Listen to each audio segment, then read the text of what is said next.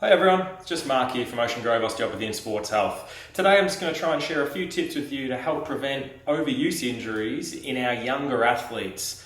Unfortunately, overuse injuries are a pretty common aspect of childhood sport. We have high levels of intensity associated with sport, with things like jumping and running and sprinting, whilst that's in conjunction with growing bodies. And those growing bodies often have excessive growth through our bones, our long bones particularly in our body, and what that does is put excessive strain on the muscles as they have to stretch to try and catch up to those growing bones.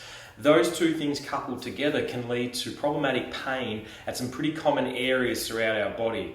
Most often we tend to see overuse injuries in the lower half of the body in junior athletes, particularly at the base of the heel. So heel pain is a really common one, which is also known as Sever's disease. There's also pain at the front of the knee, which is called Osgood-Schlatter's disease, which sounds nasty, but they're really just forms of overuse injuries, nothing too much to worry about. The other common one we get is shin splints on the inside of your leg as well.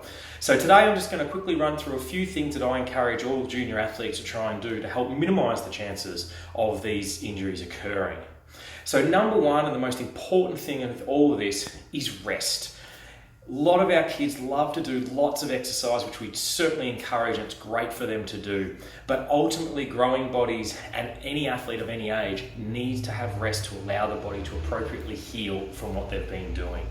Too often we'll see people presenting with football training on a Monday, basketball on a Tuesday, football on a Wednesday, another sport on a Thursday, something else on Friday, then it's footy again on Saturday, and it rolls through. And what happens is with each of these sporting endeavours that they're doing, their body's been putting under stress. And if you're not giving the body enough time to recover after each of these high intensity sessions, it can develop into strain and pain through there. So the biggest tip that I say to most people is you have to find rest days somewhere throughout the week. And the way we do that is prioritise the things that are most important to you, i.e. it'd probably be game day, and then try and work backwards from that about the areas throughout the week that you can try and work in some relative rest if there is pain present. Of course, if there's no pain present, go for it. You do as much sport as you possibly can because it's great for so many things.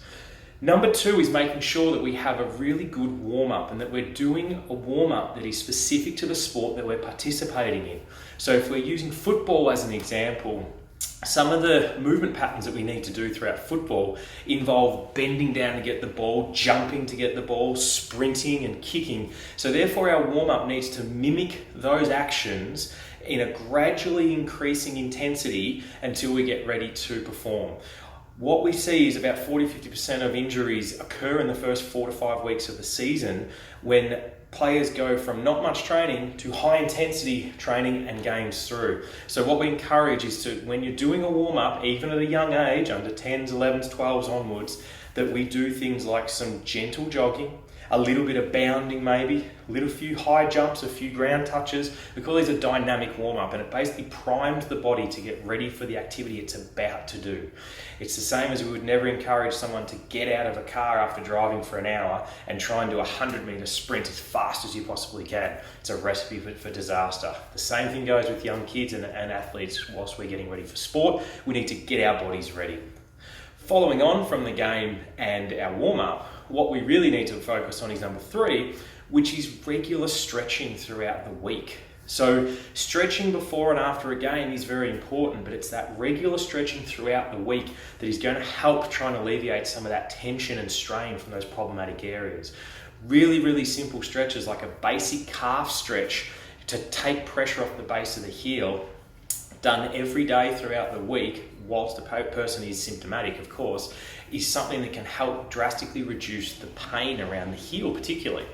So regular stretching is really, really important to get the most out of those muscles and give them the best chance to elongate and stretch with those growing bones. Another thing, number four, is what we talk about is making sure you're hydrated, making sure you're having plenty of water, not just during the game, but in the day leading up to the game and following the game as well, or training sessions, wherever it may be. Hydration is the key for those muscles to be nice and healthy and be able to function optimally as best they possibly can.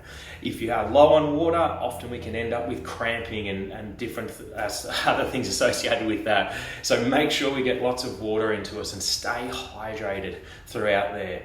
So basically what we need rest, We need a dynamic warm-up. We need to do plenty of stretching or foam rolling in some cases as well. We need to stay hydrated throughout there. The fifth and most important thing here is, if in doubt, check it out. I say this to a lot of people.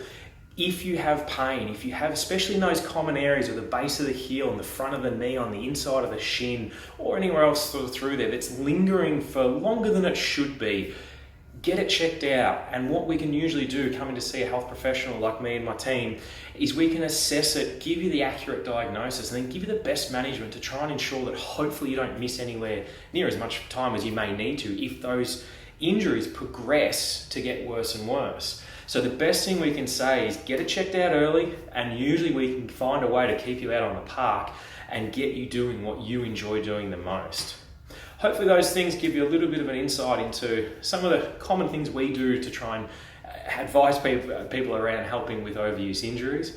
If you have any questions at all, you can always feel free to give the clinic a call if you're worried about your child or anyone that's got pain or symptoms somewhere in their body.